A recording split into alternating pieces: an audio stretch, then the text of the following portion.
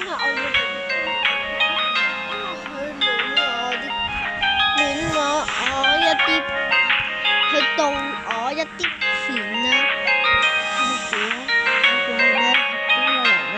冇錯，當然就係我家姐，先可以到一落自己親手攞嘅錢。上次我係個人都有㗎，好，俾你睇下佢個樣啦。3、2、1，幫我舉報呢個人啦。可以舉報佢嘅閨蜜都得嘅。知唔知點解咧？佢亂拍我相，直情係一個變態一樣，所以呃你嘅，唔係變態。喺呢度我點都要你哋舉報呢個人。點解咧？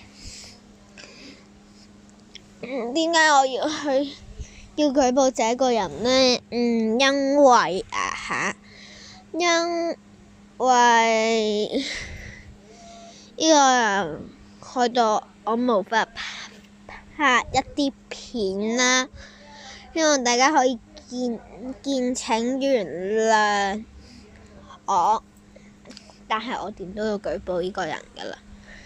好，就咁，今次視頻再見。我會取消佢訂閱，咁拜拜啦。